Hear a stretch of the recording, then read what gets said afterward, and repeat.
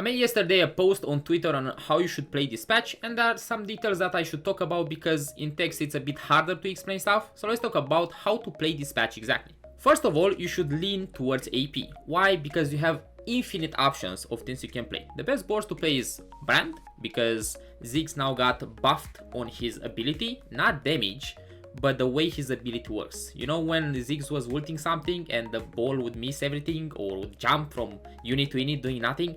Well, that's not really happening anymore. So you want to play the same old Street Demon board with Brand as main carry, but now it might be correct to put items on Ziggs. I'm not 100% sure. Me personally, I like them on Brand, but I saw people running items on Ziggs.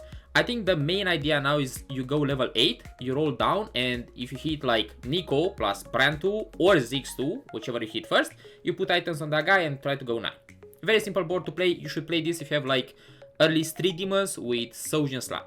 The second board we're gonna talk about is NEMP. I think this board is the strongest probably in the entire game because you cap with Samira very high and a lot of legendaries. I don't know how it didn't get nerfed. When it comes to items, you want the same AP items. If you slam Sojin, it's fine. If you have blue buff, it's fine. Also, you want a combination of both. Like if you can have Sojin and blue buff, it's okay.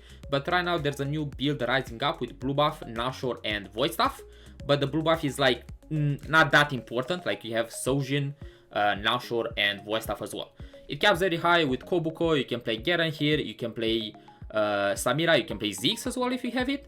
But you can replace pretty much Ziggs with any other unit. But if you replace Ziggs, you might want to replace Kobuko as well. You need to keep in mind that the core comp is like 5 AMP plus any legendaries. Third board you should focus around is Morgana. They nerfed Ziggs Bastions and people think like, oh, this board is not good anymore.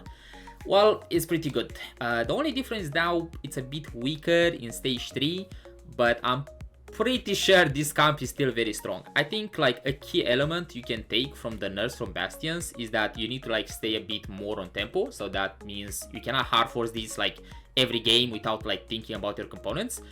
And a very important thing is that people oversee the items on Poppy and they don't really focus on Bramble.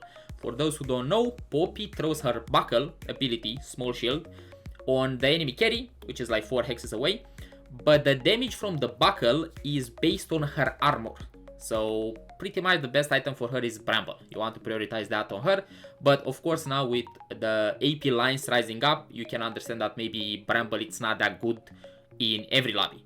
But you should try to like have it if at least like half of lobby playing AD, which they should because AD is not bad right now. Last AP board I would play consistently, and I think it's the most broken unit in game because of how easy it is to like itemize her and just do a ton of damage, is Elise. You can play Elise with anything. You can play Elise reroll with Brown, like we can see here. You can play Elise reroll with Nitro.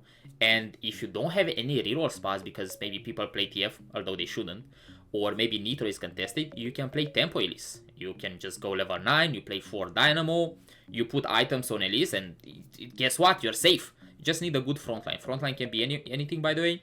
You don't want to like have necessarily syndicates because MF is not the main carry, so you can have like 4 Bruisers, 4 Vanguards with Leona carry and stuff like that.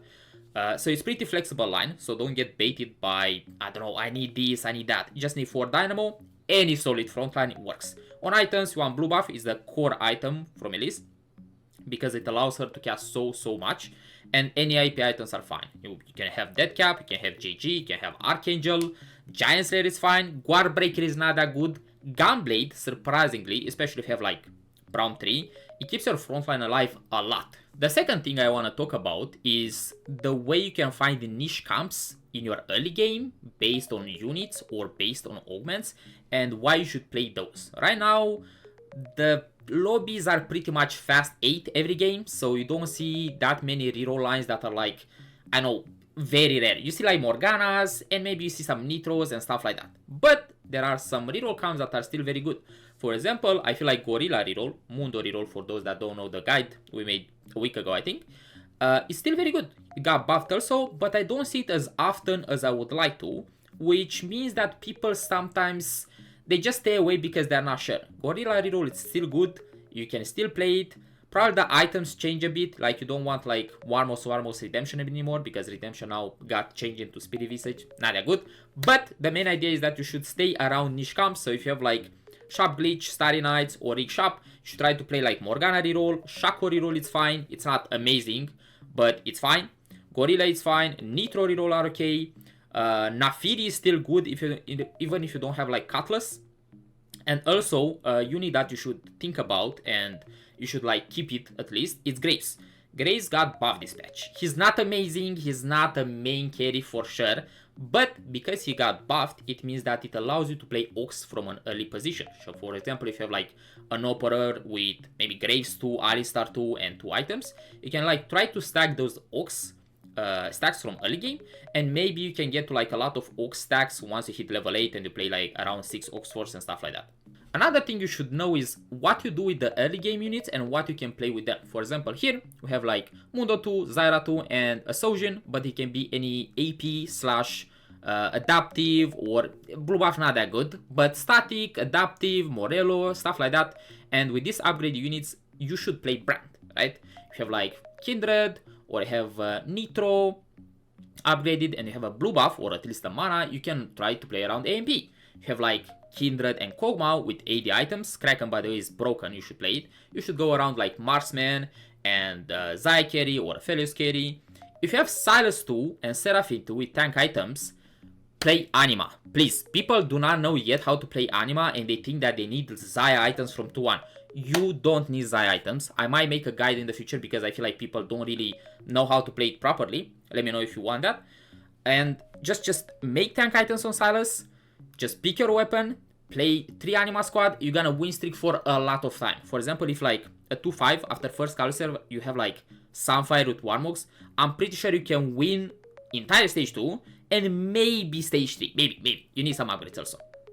And another very important thing, if you get certain units from the box, like for example Elise or Braum, and you have like a mana or an tank item, you should keep them and play around those. Another like 3 cast units you should like consider is Yuumi, because Yuumi is like as broken as Elise. And the Cypher units like Galio and Draven, because it allows you to play Cypher and it's very good. When it comes to items and when they change from like patch to patch, people don't really know what to do anymore because they don't know if an item is good or not. Right now you need to know 2 things about items. Sterak, broken on anyone. If it's AD frontline, it's broken on him.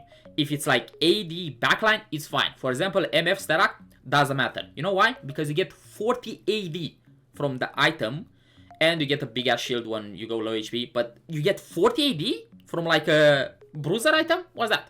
Also, the second most broken item from the changes is Kraken. It replaces like items from Zaya or Aphelios. So you can for sure slam Kraken right now. Cloak got in like value. You should have invested in Cloak a while ago because it would be a rich.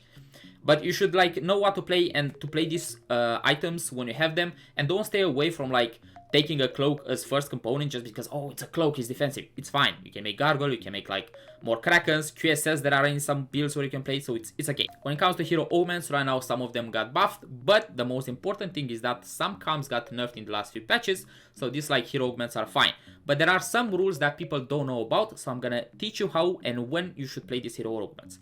When it comes to items, Silas wants BT, Titans and JG. Hand of Justice is okay, but you want this build because it helps him a lot with damage in stage 4, where he lacks a bit until you get like to 7 Anima or you get to like level 9.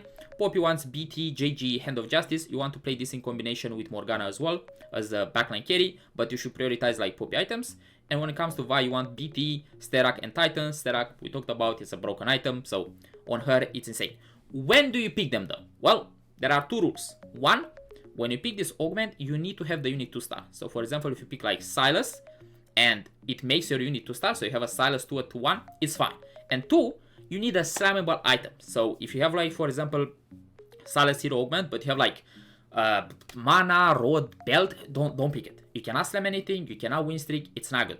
And the last thing I want to talk about is flexibility, because people think that being flexible is a good thing in TFT. It's not for a long time now, we're not going to get into that discussion, but being flexible in TFT, it's not good. At 2-1, you should know 4 comps that you can play. It's either AD, AP, a reroll, or no reroll. Okay, you need to know that at 2-1 based on your augment, your units, how much gold you have, and what items you have. Okay, at 2-5, after the first carousel, you narrow those 4 possibilities to 2. You already should know if it's AP or AD, and you should know if it's reroll or not. Okay? Of course, you can have like ideas like, oh, but maybe I can play Anima Squad or I can play Marksman. I'm not sure. You are sure. Okay? You know that you need the same units. You need Zaya, you need Aphelios, you need Leona. You need to focus on those. Okay? You need tank items, you need Zai items. You don't get confused on being flexible and just be like, oh, I don't know what to play. Oh, maybe I should play this. Make a plan from 2-1 and you'll be fine, okay? Failing to plan is planning to fail. Remember that. See you in the next video. Peace.